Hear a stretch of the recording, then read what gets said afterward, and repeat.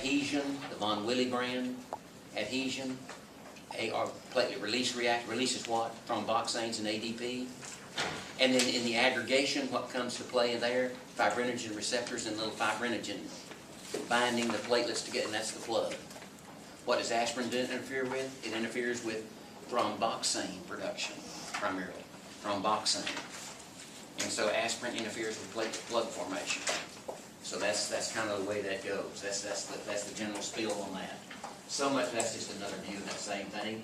And there's, let me move this over so I don't want our light to go off. We were having some problems with that. One guy had that set up in his office, and I'll bring an extension cord next time.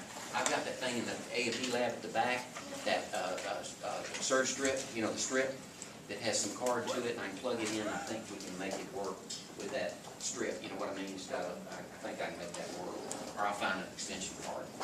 Okay, but anyway, intrinsic, and that just repeats everything that we talked about. That repeats the chart. That's the chart right there.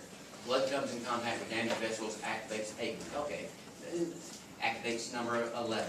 Number 11 combines with calcium and 7 to activate 9. 9 combines with 8 and calcium. And again, platelet phospholipids, you know, they've said there, but main place to remember platelet phospholipids is between, right here, between the activated factor 10 combines with 5 and calcium and phospholipids to form the prothrombin activator. And the phospholipids right in there for sure. There's some disagreement on some of that on the phospholipids, but you do remember that one spot. Oh, wait. You remember that one spot right there that we talked about, especially emphasized platelet phospholipids. They say they come involved right in here too. 8, calcium and phospholipids. Phospholipids play again right here. The calcium to form the prothrombinase or prothrombin activator. Just look at that. Y'all have that. You do have that, don't you? You have that. Okay, if you have that, you're good. You need that. And I put it on blackboard last year, or the year before last, somewhere down the line. All right, so much for that. Now let's move on just a little. We've got some stuff to cover right here. All right, now common, we already did that. Okay, we've already done all that.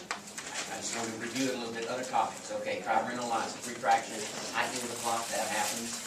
Fibrinolysis, just remember plasminogen converted to plasmin. Plasmin dissolves the clot. Just remember that. And then that genetically engineered stuff called TPA, tissue plasminogen activator. Tissue plasmin, all that means is this stuff causes the conversion of plasminogen to plasmin, which will dissolve blood clots. Just make sure you got that one down, fibrinolysis, and we talked about that. Plasmin, there it is, dissolves the fibrin clot. Prevention of clots, well, this is very important. Like a thrombus is a clot. Most of you know that. We talked about this the other day now. That's why I'm going a little speedy like, just kind of reviewing it for you. A thrombus is a clot. And most heart attacks are due to thrombi, or thrombus. Most heart attacks are due to a thrombus in a coronary artery, a blood clot, in a coronary artery. Most of them are. We're going to be getting into the heart next. Okay? And so right here, everybody, an anticoagulant, you know what that is. That's what the old folks say, a blood thinner. You know, that's the blood thinner. All right, and so anticoagulants then would be antithrombin. I don't really emphasize this. It's there. I don't even remember that much. Antithrombin. It's something we got with us.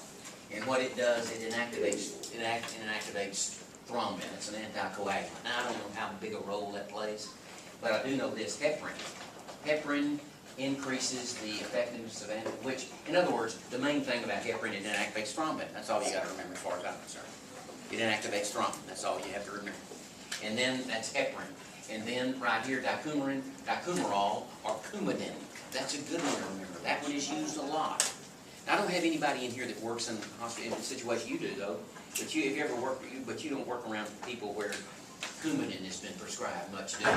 No, in your situation. Okay, but that warfarin that's just a common name for that. Like in rat poison, they might say warfarin, or they might say dicumarol. Okay, but it does that. Vitamin K necessary for sensitive protein. You already know that. Now, these are some things they might use in labs to tie up calcium. And if calcium is bound up, blood won't clot. That's all that means. There's one called EDTA, there's citrates and oxalates. The main thing is those things bind up or make calcium ineffective. It won't work. Bind it up, and that's what those things do. And they do that especially, I think, in labs, and they do that when they're doing like PT time. They'll bind up calcium, the prothrombin time, and then we'll mention that again in just a minute. And so there's the word for that EDTA, ethylene diamine tetraacetic acid, EDTA. It's used to,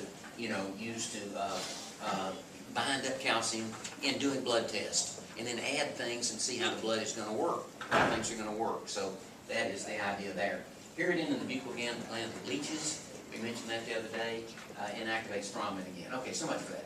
Aspirin, thromboxane. Aspirin inhibits the prostaglandin synthesis, which results in the reduced platelet. In other words, aspirin, they're derived, the thromboxanes are derived from certain prostaglandins.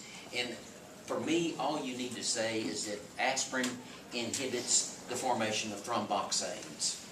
But actually the prostaglandins, which are hormone-like chemicals, lead to the thromboxanes, and the aspirin interferes with thromboxane, and therefore platelets don't, that platelet aggregation is kind of interfered with. Platelets don't stick together, the platelet plug doesn't form, and blood won't clot as readily. And the main place you will see that, emphasized is with heart patients. That's the main place. You'll see that emphasized. And you'll see a lot of it. If you get into nursing now, you're going to see a lot of heart patients.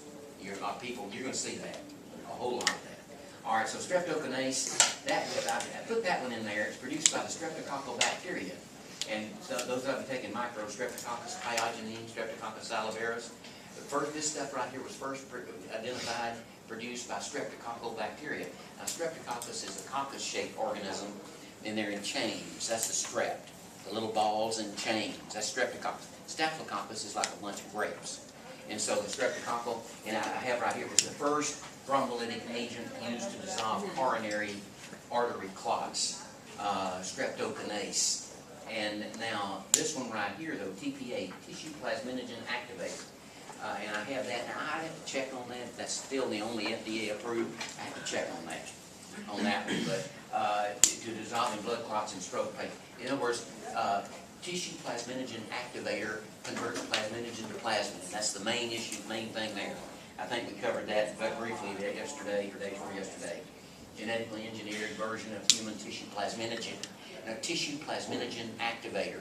Tissue plasminogen activator causes the conversion of plasminogen to plasmin, and this works to dissolve blood clots. Make sure you hang on to that.